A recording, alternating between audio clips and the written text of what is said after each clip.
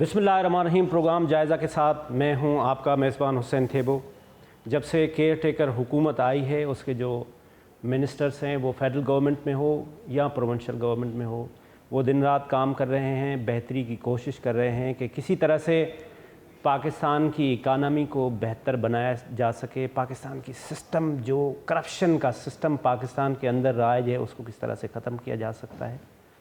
آج ہمارے ساتھ ایک ہائیلی کوالیفائڈ، ایک competent provincial care taker minister Sindh جناب بیرسٹر محمد عمر سومرو صاحب ہیں، جو اس وقت law, parliamentary affairs, religious affairs and human rights کو دیکھ رہے ہیں۔ سومرو صاحب آپ کا بہت بہت شکریہ، آپ نے ہمیں ٹائم دیا۔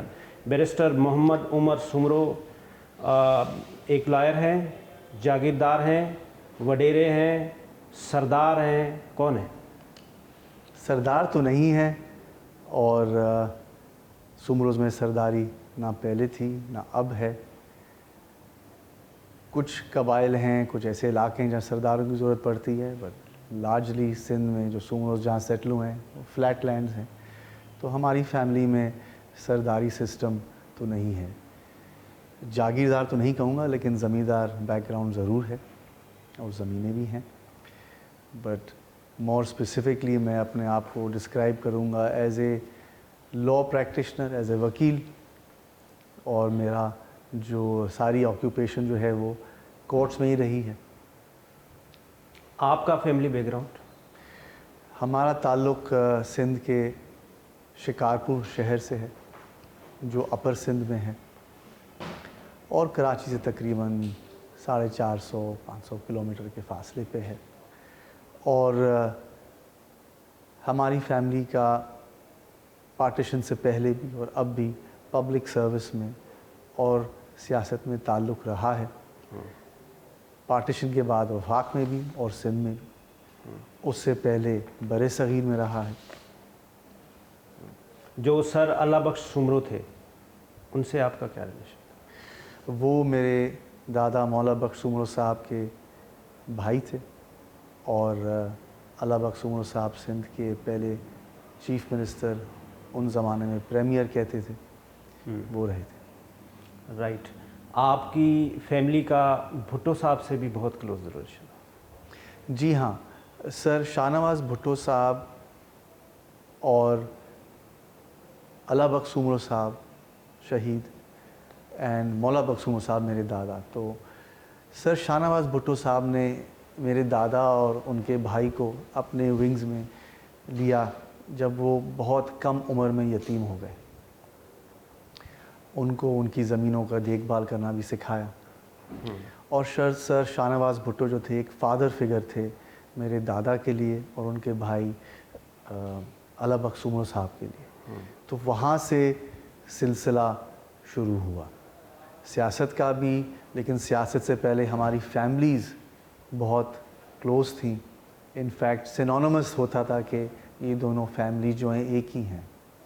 جب بھٹو صاحب نے نیشنلائزیشن کی اس وقت آپ کی 3 فیکٹریز تھی جن کو بھی گورنمنٹ میں لے لیا۔ آپ کے والد صاحب جو افتخار سومرو صاحب تھے وہ اس وقت بھٹو صاحب کے خلاف ہوئے، اور آج تک جو عمر سومرو صاحب ہیں وہ پیپلز پارٹی کے خلاف ہیں۔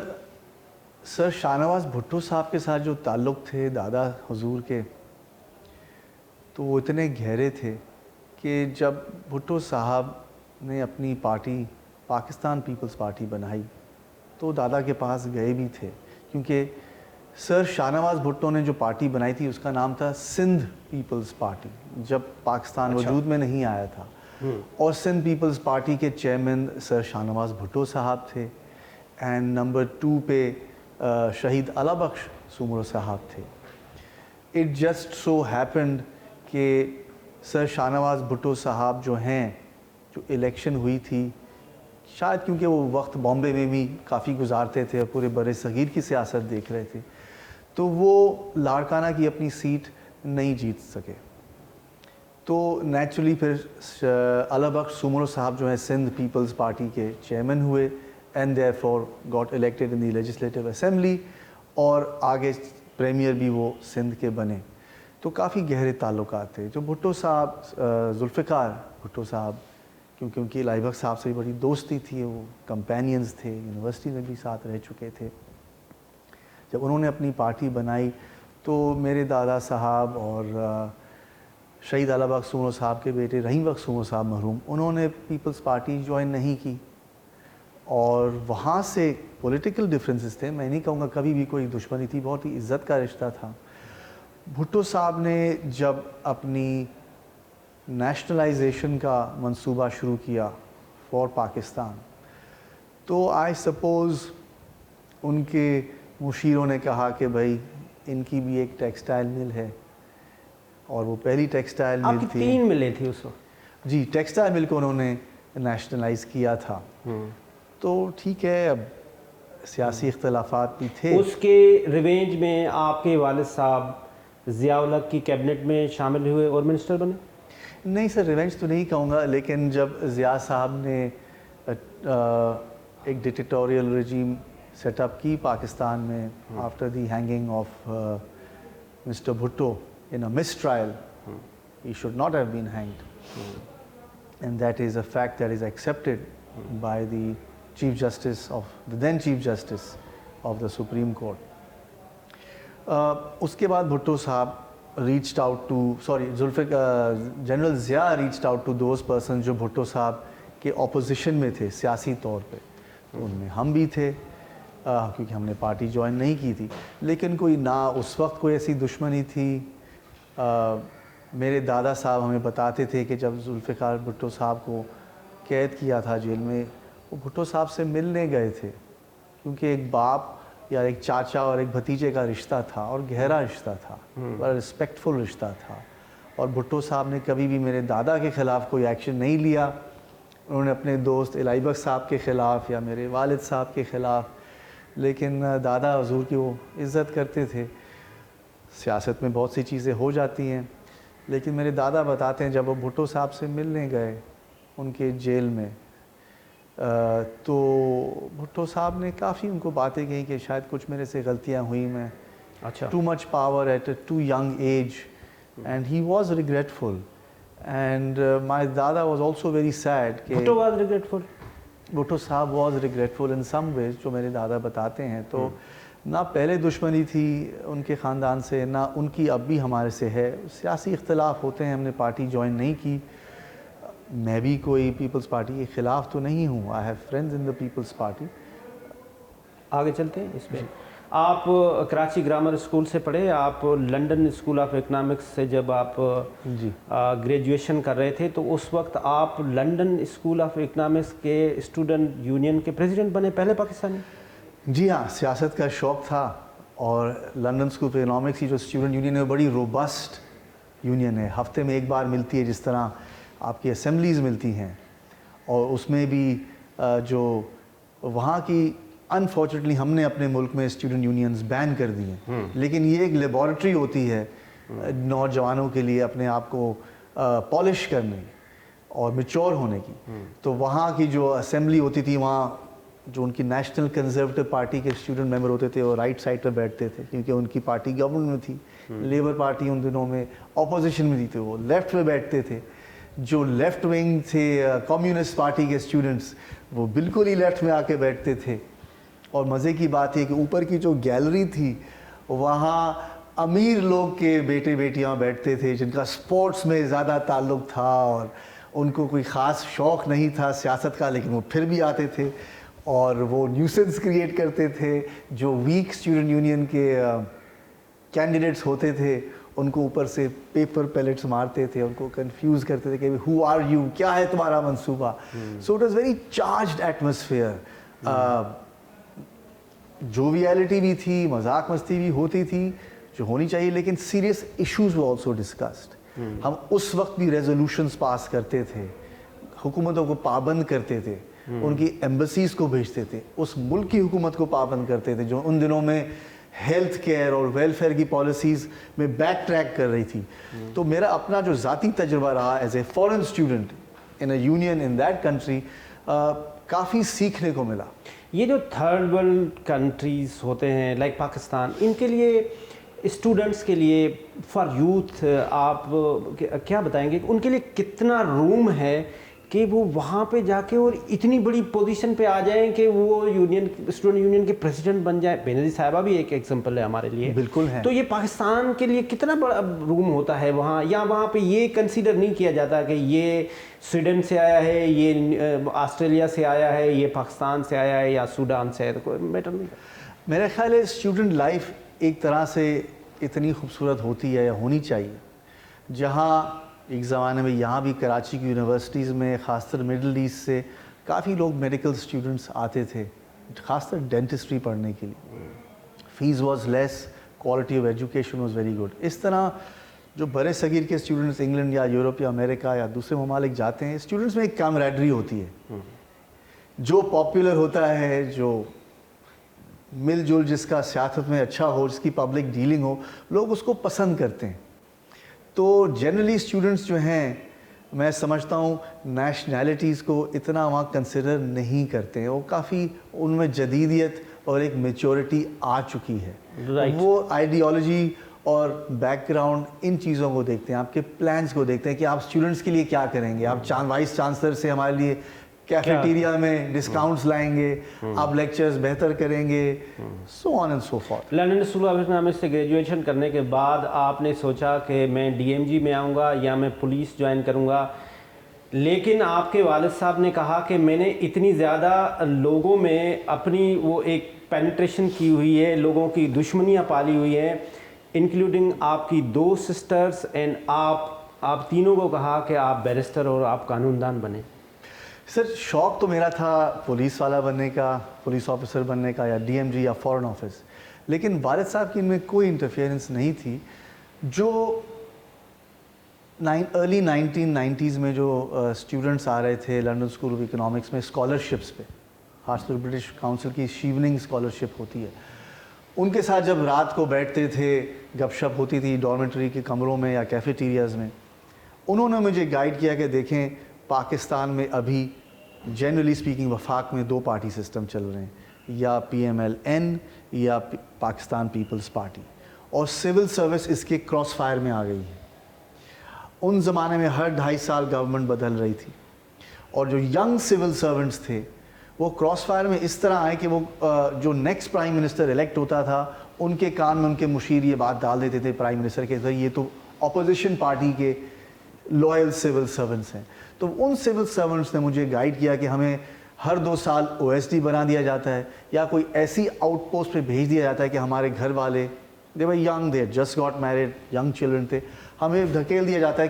تو ہم نے فیصلہ کیا کہ وی ول آئیدر لیو دا سول سروس, ہم ایک انٹرنیشنل بیوروکریسی جوائن کریں, جیسے آئی ایم ایف ہے یا ورلڈ بینک ہے یا آئی ایف سی ہے, ان کے ادارے, تاکہ ہم اپنی اسکالرلی اپروچ اور اپنے آئیڈیاز وہاں we can put them in place. تو انہوں نے مجھے کہا کہ دیکھو عمر, ہر 2.5 سال there will be a change of government جو پیٹرن ہے, and you will be told کہ یو ہیو ٹیکن سائڈس, حالانکہ آپ صرف as a neutral government servant کام کر رہے ہیں.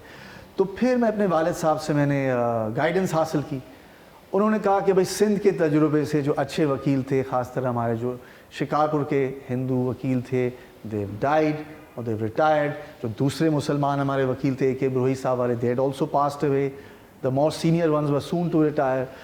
تو انہوں نے کہا کہ قانون کا پریکٹس کرنے کا, وکالت کا بہت اسکوپ ہے, and I think he was correct. اور آج بھی میں اپنے نوجوانوں کو یہ کہوں گا, خاص طر خواتین اسٹوڈنٹس کو, اپنی بہنوں کی لائف دیکھ کے, کہ وہ اگر لیگل پروفیشن میں آئیں ہماری بچیاں, تو یہ کیونکہ انڈیپینڈنٹ پروفیشن ہے میڈیسن کی طرح, آپ اپنی خاندانی منصوبہ بندی بھی کر سکتے ہیں, and you can come back to the profession at a later time also as your children are growing. ایک چھوٹا سا کمرشل بریک لیتے ہیں. یہ ہم نے آپ کو پہلے پورشن میں یہ بتانے کی کوشش کی کہ کیئر ٹیکر سیٹ اپ میں اتنے کامپیٹنٹ, ہائیلی کوالیفائڈ, بڑا vast and rich family back ground ہونے کے باوجود کوئی منسٹر آیا. ابھی کچھ دن میں 8 فروری کو الیکشن ہوگی تو یہ ٹینیور ختم ہو جائے گا, تو انہوں نے کچھ ڈیلیور بھی کیا, یا اتنے کامپیٹنس ہونے کی ضرورت ہی نہیں ہے, پاکستان میں کوئی ڈیلیورنس نہیں ہو سکتی. ایک چھوٹا سا کمرشل بریک.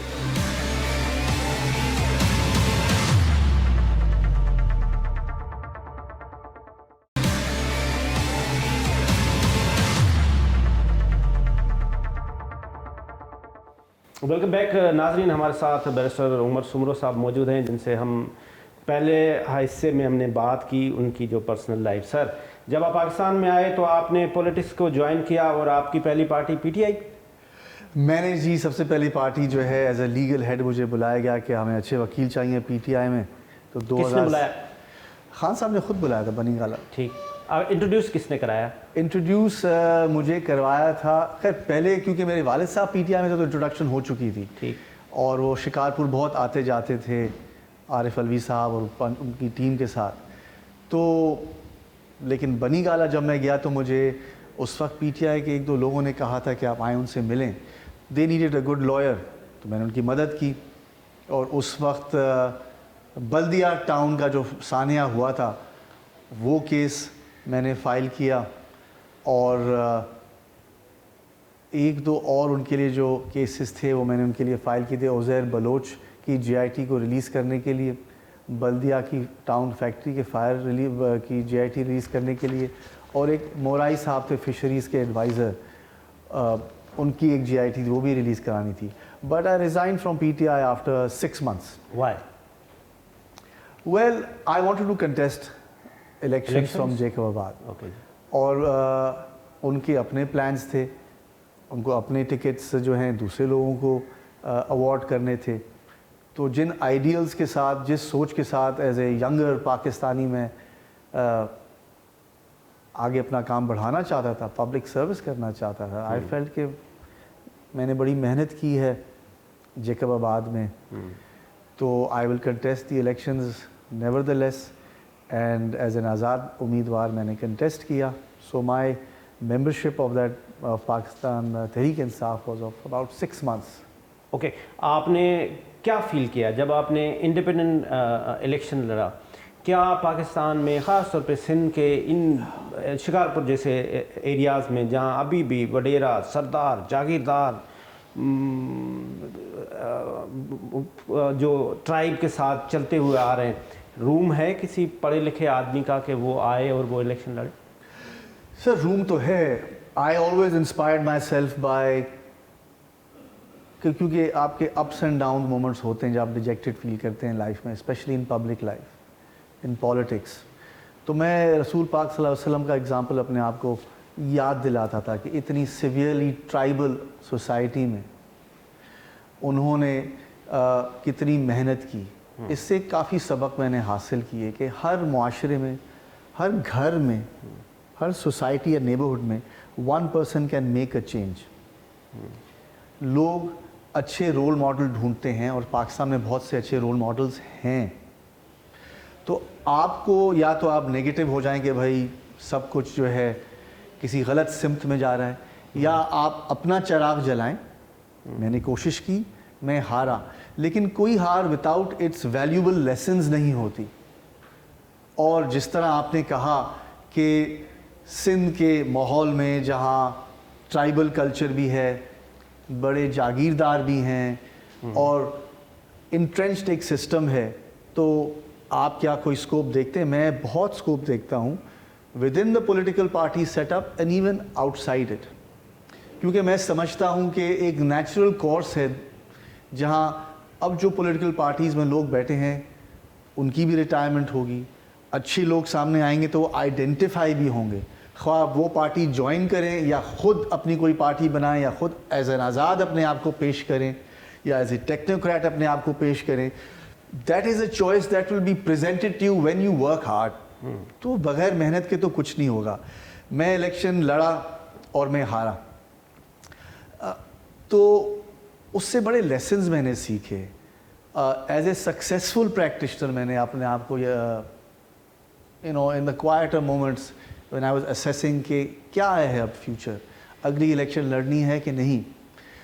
تو ون آف دا لیسنز جو میں نے سیکھا اس الیکشن سے وہ یہ تھا کہ جس ملک میں آپ جب تک آپ کی لوور مڈل کلاس اور مڈل کلاس انکم بریکٹ کے حوالے سے اگر پارٹیسپیٹ نہیں کر سکتی تو اس ملک میں نمائندگی اسمبلیوں میں صحیح معنی پر نہیں ہوگی, کیونکہ آپ کی اسمبلیاں جو ہیں آپ کی سوسائٹی کا ریفلیکشن ہونی چاہیے, کا عکس ہونی چاہیے.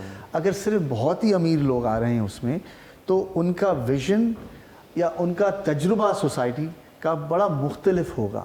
How can we resolve this? اب سولوشنس کی طرف جاتے ہیں. آئی تھنک ایک سولوشن یہ ہے الیکٹرل ریفارم کا. جس الیکشن میں, اگر جنرل الیکشن میں ہر کینڈیڈیٹ کو 7, 8 یا 10 کروڑ روپے خرچ کرنے پڑیں صوبائی الیکشن کی سیٹ کے لیے, اور ڈبل دیٹ اماؤنٹ خرچ کرنے پڑیں نیشنل اسمبلی کی سیٹ کے لیے, تو اس میں لوور مڈل کلاس یا اپر کلاس انکم بریکٹ میں بھی نہیں آ سکیں گے. رائٹ. بہت سلیکٹ فیو آئیں گے. ٹھیک ہے, تو آپ بائیو میٹرک سسٹم انٹروڈیوس کریں ووٹنگ کا, through NADRA, through other organizations. اس سے پریکٹیکل بینیفٹ کیا ہوگا کہ ہر کینڈیڈیٹ کو جو 300 مازدا بک کرنی پڑتی ہیں, 1000 رکشے بک کرنے پڑتے ہیں, منی بسیں بک کرنی پڑتی ہیں, polling agents male and female انتظام کرنے پڑتے ہیں, پھر ان کو اگر 250 پولنگ اسٹیشنز ہیں تو 600 آپ بریانیاں بھیجیں, بلکہ ناشتہ, دوپہر کا کھانا, رات کا کھانا, یہ عام آدمی کیسے کر سکتا ہے؟ ہم اس پہ آتے ہیں. ابھی جو الیکشن ہوں گی اس میں آپ کا ڈیفینیٹلی رول ہوگا, آپ الیکشن کمیشن کے ساتھ اس کی سپورٹ کر رہے ہوں گے. آپ کی فرم ہے ریا جس کو آپ چلا رہے ہوتے ہیں, اس کا رضوی, عیسیٰ, اینجل اینڈ آفریدی, اس میں آئی جو ہے وہ قاضی فائز عیسیٰ ہے. یہ کتنا بڑا کنفلکٹ آف انٹرسٹ ہے کہ اس وقت کا چیف جسٹس جو ہے وہ آپ کے فرم کا حصہ ہیں اور آپ care taker law minister Sindh ہیں.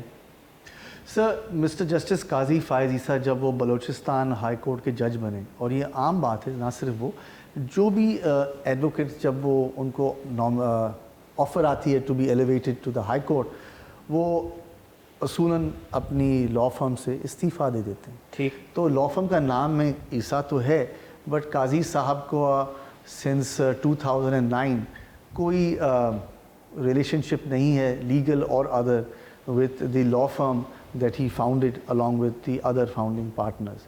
اور مجھے اس میں دعوت دی گئی تھی 2009 میں, اینڈ ان کے ایلیویشن کے بعد تو میں اس فرم کا حصہ نہیں تھا جب وہ اس کے پارٹنر تھے.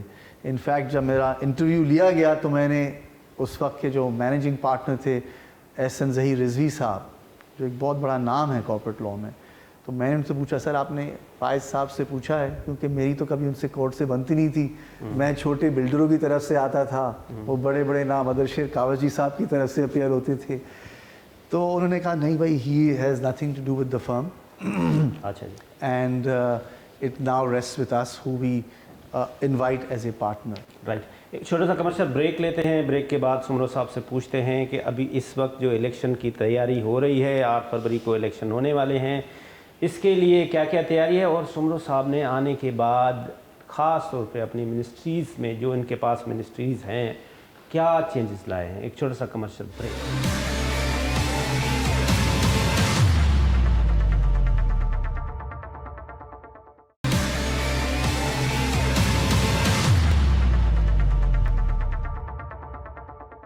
ویلکم بیک ناظرین. ہمارے ساتھ موجود ہیں عمر سمرو صاحب جو اس وقت کیئر ٹیکر منسٹر ہیں. سر, تو آپ کو کیئر ٹیکر منسٹر کے لیے ریکمینڈ اپوزیشن نے کیا یا ہاؤس آف لیڈر نے کیا؟ بیکاز پیپلز پارٹی آج بھی آپ کو اپنا انتہا درجے کا شدید مخالف سمجھتی ہے. وہ اس کے لیے آپ کے خلاف امتیاز شیخ صاحب نے, جو پاکستان پیپلز پارٹی کے رہنما ہیں, انہوں نے آپ کے خلاف بہت سارے احتجاج بھی کیے ہیں کہ یہ ہمارے ساتھ پرسنل ہو رہا ہے. تو آپ کا نام کس نے ریکمینڈ کیا؟ سر یہ بڑا اچھا سوال ہے. مجھے نہیں پتا میرا نام کس نے ریکمینڈ کیا, کیونکہ جب ریکمینڈیشنز چل رہی تھیں تو آئی واز کنونسڈ کہ شاید مجھے دعوت نہیں دی جائے گی to serve my country and my province in this capacity.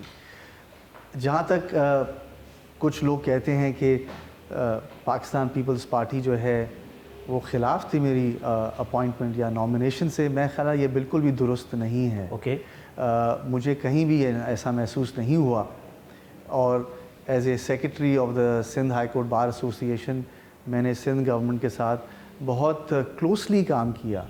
And میں اس وقت بھی کہتا تھا, اب بھی کہتا ہوں کہ میں جو پریویس چیف منسٹر تھے مراد علی شاہ صاحب اور مرتضیٰ وہاب صاحب ان پرٹیکولر, ان کا نہایت مشکور ہوں at a personal level but also as a representative of the Sindh high court bar, کیونکہ انہوں نے بڑی بار کی مدد کی نہ صرف کراچی میں بٹ آل اکراس سندھ.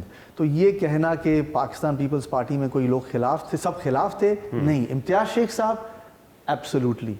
اب وہ کیوں خلاف ہیں، ان کی اگر آپ چٹھی پڑھیں تو میں سمجھتا ہوں نہ اس چٹھی کا سر ہے نہ پیر ہے from a legal and a constitutional stand point. Right. شاید کیونکہ میں بھی شکارپور کا ہوں اور وہاں سے وہ الیکٹ ہوتے ہیں تو ان کے اندر یہ ایک کنسرن یا انسیکیورٹی ہے، لیکن I think he should best address it. وہ اپنی انسیکیورٹیز کو پروجیکٹ نہ کریں کہ ان کی جس پارٹی میں آج وہ ہیں، کیونکہ انہوں نے کافی پارٹیز چینج کر چکے ہیں، کہ وہ پوری پاکستان پیپلز پارٹی کی وہ کنسرنز ہیں، وہ صرف ان کی انڈیویجول کنسرنز ہیں. کچھ عرصہ پہلے میری آپ سے ملاقات ہوئی تھی، آپ نے مجھے بتایا تھا کہ ایک صاحب آئے اور انہوں نے، وہ گورنمنٹ بیوروکریٹ تھے، اور انہوں نے کہا کہ میری آپ پوسٹنگ کر دیں، میں آپ کے گھر کا سارا کچن کا خرچہ اٹھا لوں گا. تو وہ چل رہا ہے؟ سر یہ کلچر ہے جو ہمارے سیاستدانوں کو نہ صرف سندھ کے پورے پاکستان کو اون کرنا پڑے گا.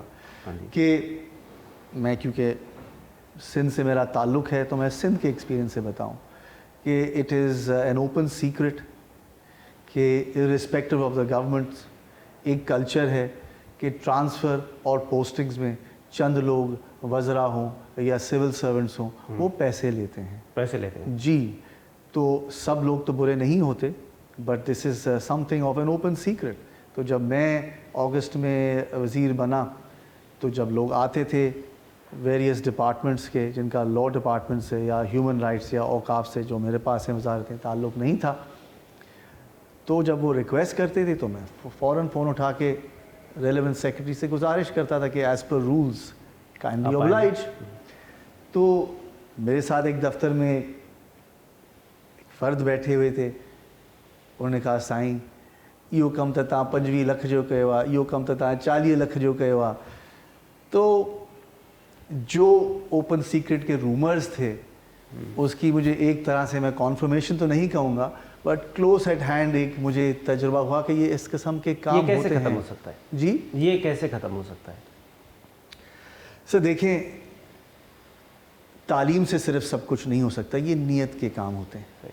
तो तालीम तो आप हाईली क्वालिफाइड हैं, मतलब आपसे बढ़ के तो मेरे ख्याल से लॉ मिनिस्टर.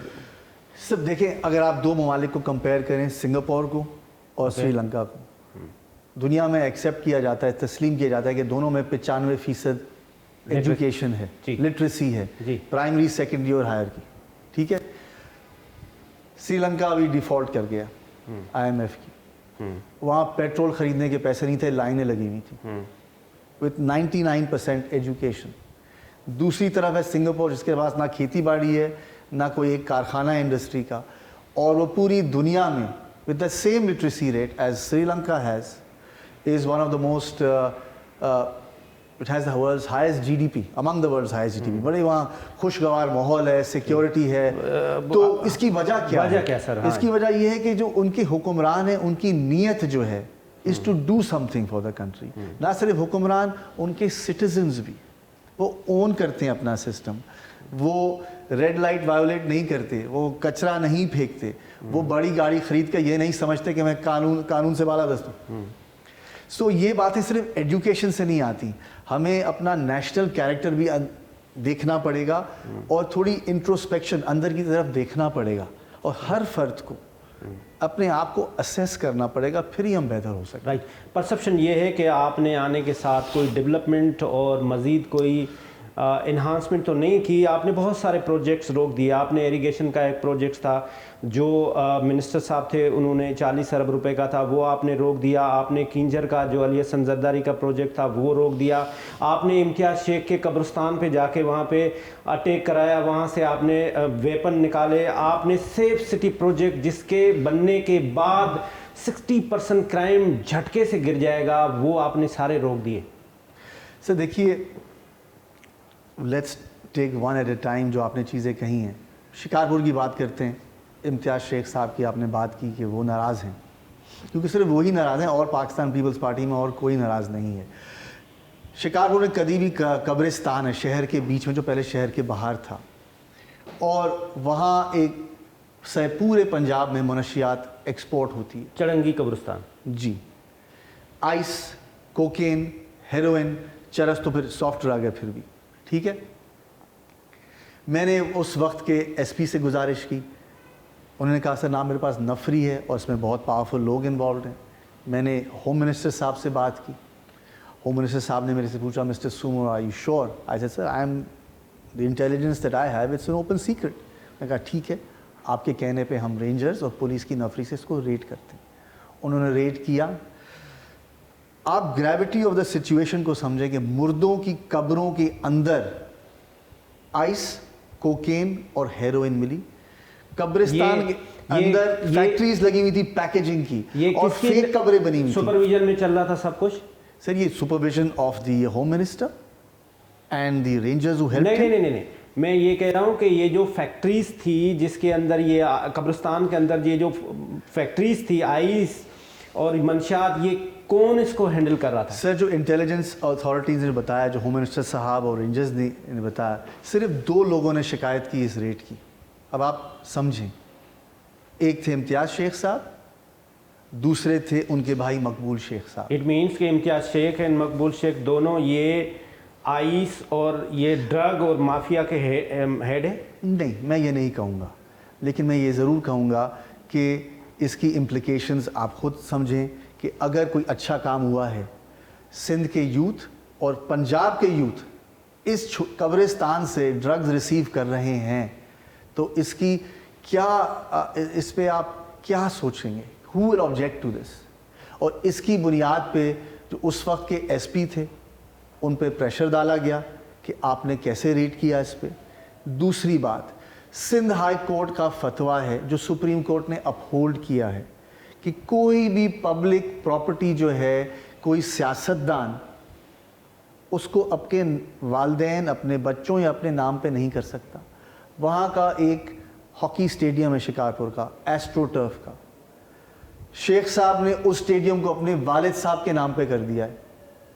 जब मैंने डीसी साहब को कहा कि भाई ये फतवा है मिस्टर जस्टिस सलाउद्दीन पवन का, जो एक सर्विंग जज हैं, एक बोल्ड जज हैं, and his judgement holds the field, उन्होंने एक क्राइटेरिया दिया है कि हर कोई फ़र्द या सियासतदान अगर कोई मॉन्यूमेंट को, पब्लिक हॉस्पिटल को अपने नाम पे करना चाहता है, दिस इज़ द क्राइटेरिया, ठीक है। आप वो फॉलो करें, नहीं करते तो आप नहीं कर सकते।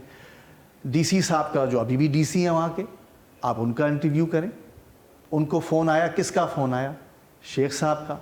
शेख साहब ने जो लोकल न्यूज़पेपर हैं, जो प्रोविंशियल न्यूज़पेपर हैं, उनको इंटरव्यू दिया कि मेरे वालिद साहब शिकारपुर जिम खाना के बड़े प्रोमिनेंट मेंबर थे। सर बिल्कुल होंगे, लेकिन एक करोड़ों का स्टेडियम एस्ट्रो टर्फ का वो बंद पड़ा है, उसमें आपके वालिद साहब का नाम आपने सजा दिया है, और प्रीवियस सिंध गवर्नमेंट ने इस फतवे को तस्लीम किया, इस पे अमल की। तो ये अपने जो करतूत हैं अपनी पार्टी पे प्रोजेक्ट क्यों करेंगे? क्योंकि पार्टी ने ये ऑन नहीं किया, पार्टी तो सही काम कर रही है। सर मान लेते हैं कि वो आपके हलके के हैं और आपके मुखालिफ हैं, आपने 40 अरब रुपए का इरिगेशन का ईश्वर लाल का प्रोजेक्ट क्यों रिजेक्ट किया? सर प्रोजेक्ट जो इरिगेशन का था, मुझे इन्फॉर्मेशन आई, क्योंकि मैं चेयरमैन पब्लिक प्रोक्योरमेंट अथॉरिटी हूँ सिंध का, सिर्फ सूबाई का, तो जिसको कहते हैं कि विसल ब्लोअर आया with information and with credible information, and I applied my mind to the law. एक प्रोजेक्ट था, उसको 9 हिस्सों में तकसीम किया गया।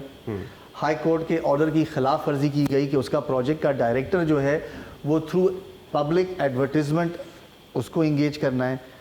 डिपार्टमेंट का ही बंदा इरिगेशन का लगाया गया इस project in violation of the judgement. ऐसे प्रोजेक्ट डायरेक्टर को लगाया गया जो पिछले महीने रिटायर हो रहा था और प्रोजेक्ट 6 महीने और चलना था। 9 हिस्सों में तकसीम करना गैर कानूनी है एक प्रोजेक्ट को। मैं आपको मिसाल दूं, अगर आप जिना टर्मिनल से तारिक रोड कराची तक एक रोड या एक ब्रिज बनाना चाह रहे हैं, आप उस ब्रिज के ठीके 20 हिस्सों में तकसीम करते हैं और एक बड़े बैनुल-अक़वामी कॉन्ट्रैक्टर को नहीं देते हैं, कानून आपको इजाज़त नहीं देती, क्योंकि छोटे ठेकेदार मैनिपुलेट होते हैं और प्रोजेक्ट में यूनिफॉर्मिटी और कंसिस्टेंसी नहीं आती। कि वो अपने बंदे थे जिनको वो कॉन्ट्रैक्ट देना चाह रहा था? ईश्वर लाल साहब पे मैं कोई इल्ज़ाम नहीं लगा रहा। डिपार्टमेंट का जो प्रोजेक्ट था वो गलत था, غیر قانونی تھا. یہ بات میں نے چیف منسٹر صاحب سے بھی بات کی, and he considered my objections and he said as per the law آپ اپنا کام کیجئے. اینڈ میں نے اریگیشن ڈپارٹمنٹ کو کہا کہ اگر میں نے as chairman of public procurement کوئی غلط کام کیا تو لکھت میں مجھے بتا دیجئے, میں اپنی آبجیکشنز ود ڈرا کرتا ہوں. میرے آبجیکٹ کرنے کے باوجود 24 گھنٹے کے بعد ایک انڈیٹڈ بڈ ایویلیویشن رپورٹ نکلتی ہے اریگیشن ڈپارٹمنٹ سے, جس میں کہا جاتا ہے کہ آپ پہلے نمبر پہ آئے ٹھیکیدار, آپ دوسرے نمبر پہ آئے اور آپ تیسرے نمبر پہ آئے ٹھیکیدار, اور اس میں تاریخ بھی نہیں لکھی تھی. This is despite the public procurement authority saying کہ آپ پروجیکٹ روک. یہ کس کی سپرویژن میں ہو رہا تھا؟ یہ تو اب تک نہیں پتہ چلا, لیکن پھر اس کو روکا, پروجیکٹ ڈائریکٹر تبدیل کیا. اب ایز یہ caretaker set up corruption کر رہا تھا. Sir caretaker set up تو میں نہیں کہوں گا کہ کرپشن کر رہا تھا, لیکن یہ کہوں گا کہ مس پروکیورمنٹ ہو رہی تھی اور ہم نے روکی. نہیں تو کیوں نہیں کہہ رہے ہیں آپ؟ دیکھیے جب کرپشن ہو رہی ہے, آپ کیا عمر سمرو بھی نہیں کہہ رہا تو پھر کون کہے گا؟ دیکھیں جو مجھے کرپشن نظر آئی تو ہو رہی تھی نا, بالکل ہو رہی تھی, اور جو مجھے نظر آئی میں نے روکی. اچھا اب میں فنگر پوائنٹنگ پہ تو نہیں آؤں گا. ٹھیک ہو گیا. اچھا سر آپ نے سیف سٹی پروجیکٹ کیوں بند کیا؟ سر سیف سٹی پروجیکٹ ہم نے بند نہیں کیا, اس میں جو کاسٹ تھی ان کو ریشنلائز کرنا تھا, اور وہ کاسٹ ریشنلائز ہو چکی ہیں. کچھ کیونکہ ڈالر ریٹ بڑا ویری کر رہا تھا, اینڈ مجھے انفارمیشن ملی تھی کہ اس میں جو ہے کچھ ایسے آئٹمز ہیں جو ان میں مس پروکیورمنٹ نظر آ رہی ہے. تو میں آنریبل چیف منسٹر صاحب کے پاس گیا, اینڈ ہی واز سپورٹیو. پھر ہم نے انویسٹیگیشن اس میں کی. چیف منسٹر صاحب نے ایک کمیٹی نوٹیفائی کرائی جس میں ہوم منسٹر صاحب چیئرمین تھے اور میں بھی اس کا ایک حصہ تھا. ہم نے انکوائری کی.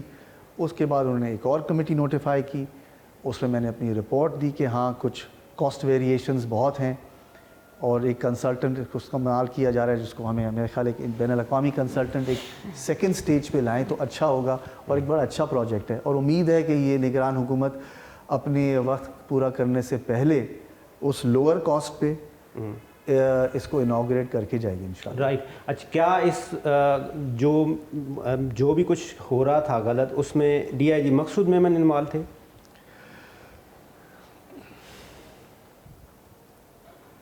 میری انکوائری رپورٹ میں جو میں نے آنریبل چیف منسٹر صاحب کو دی ہے, میں نے ان کو ان ایز مینی ورڈز کہا کہ جو پریویس کیبنٹ تھی مراد علی شاہ صاحب کی, ان کے سامنے ایک PC-1 پرپوز کی گئی تھی, اینڈ میں نے اس PC-1 کو سپورٹ کیا کہ اس کی کاسٹ ریشنل تھی. انہوں نے کچھ اور آبزرویشنز دی تھی کابینہ کی جو منیٹڈ تھی کہ ان کنسلٹنٹ کو آپ استعمال مت کیجیے. اسی وجہ سے مقصود میمن کو ہٹوایا آپ نے؟ نہیں جی, مقصود میمن صاحب کو تو بالکل نہیں ہٹوایا. مقصود میمن صاحب میں نے تو نہیں ہٹا سکتا, تو آپ سوال ہوم منسٹر صاحب سے کیجئے. مقصود میمن صاحب نے یہ ویلیوبل انفارمیشن مجھے دی جو میں نے پھر چیف منسٹر صاحب کو بتائی کہ سر اس میں کاسٹ ہمیں ریشنلائز کرنی پڑے گی. اور مقصود میمن صاحب is a in my experience very helpful and a brave and a good officer, جن کی وجہ سے میں سمجھتا ہوں کہ اباؤٹ 13 to 16 ارب روپے کی کاسٹ ریشنلائزیشن ہوئی ہے. اب ان کو so in effect he was the person who guided me, he was the whistle blower, ٹھیک ہے.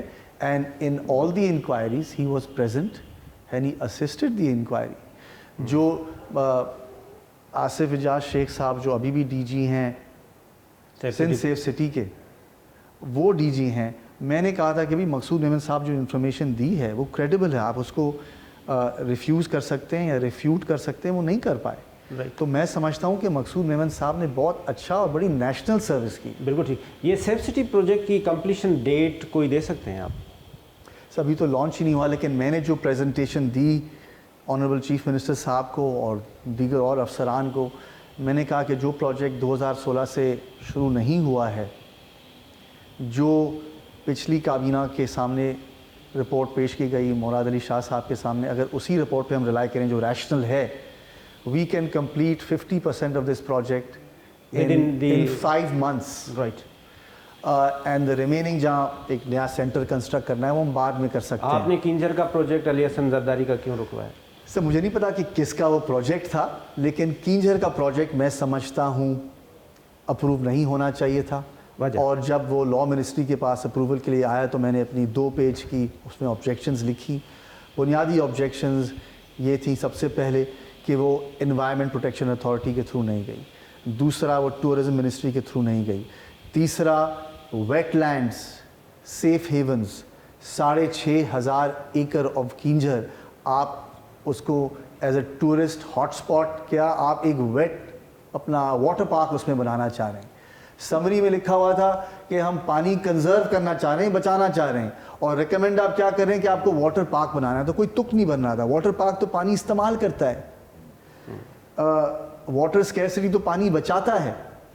تو کافی منسٹریز کو بائی پاس کیا گیا اور اس میں 300 ملین روپے سیڈ منی پیسے دیے جا رہے تھے.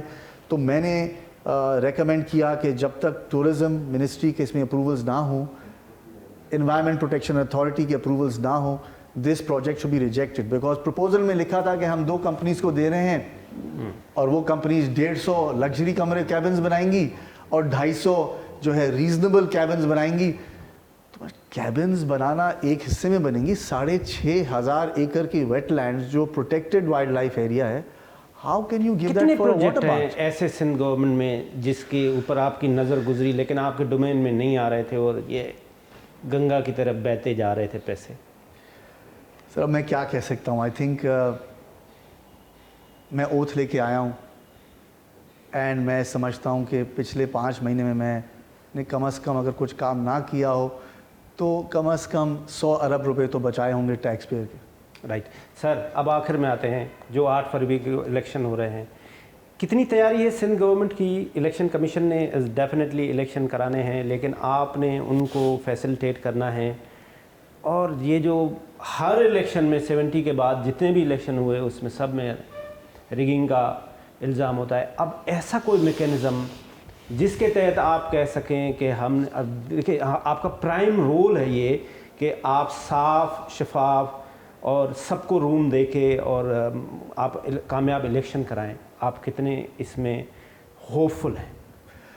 سر ہوپ فل تو ہم ہیں. ہمیں فری اینڈ فیئر الیکشنز کرانی چاہیے.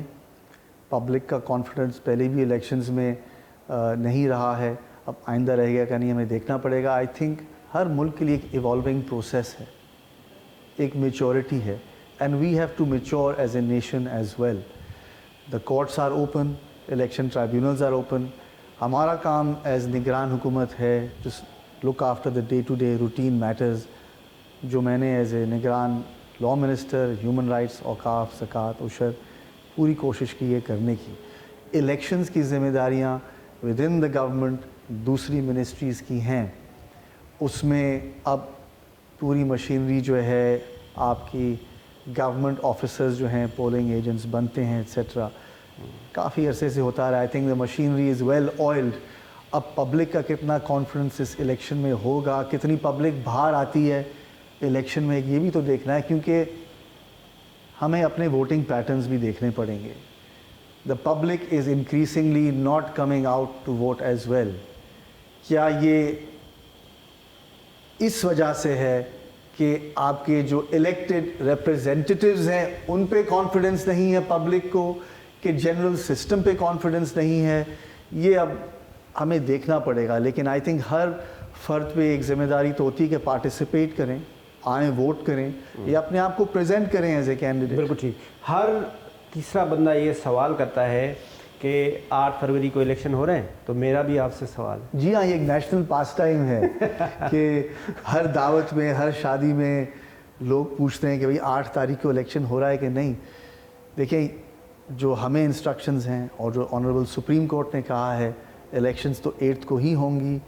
اینڈ ہم لوگ سب نگران وزیر جو ہیں، آنریبل چیف منسٹر، ہم سب لوگ تیار ہیں کہ ہم اپنی ذمہ داریاں اچھے طریقے سے ریپ اپ کر کے اپنی پروفیشنز میں چلے جائیں. عمر سمرو صاحب آپ کا بہت بہت شکریہ، آپ نے ہمیں ٹائم دیا. اس کے ساتھ آج کا پروگرام ختم ہوا. ہم نے عمر سمرو صاحب کا بیک گراؤنڈ بتانے کی کوشش اس لیے کی کہ پاکستان میں اتنے ہائیلی کوالیفائڈ لوگ اور وسیع تر اپنا रिच फैमिली बैकग्राउंड रखने वाले लोग भी आ रहे हैं, और क्या उन्होंने आपको पूरा एक हमने बताया कि क्या क्या उन्होंने आके एक्सपोज किया, क्या वाकई केयर टेकर सेटअप भी आने के बाद करप्शन में अपने हाथ धोने की कोशिश कर रहा था, जो पुराने प्रोजेक्ट्स थे, जो नए प्रोजेक्ट्स थे, किस तरह से। सुमरो साहब बड़े क्रेडिबल अफसर हैं, मेरी इनसे कोई दोस्ती नहीं है, कोई इनसे जान पहचान नहीं है, लेकिन जितना मैंने इनको देखा है, जितना मैंने इनको पढ़ा है, आप अपने कमेंट्स ज़रूर दें। अगर मैं इसमें मैं कुछ गलत कह रहा हूँ तो आप इनकी बात मुझे ज़रूर अपने कमेंट्स में ज़रूर बताइएगा। खुदा हाफ़िज़। पाकिस्तान ज़िंदाबाद।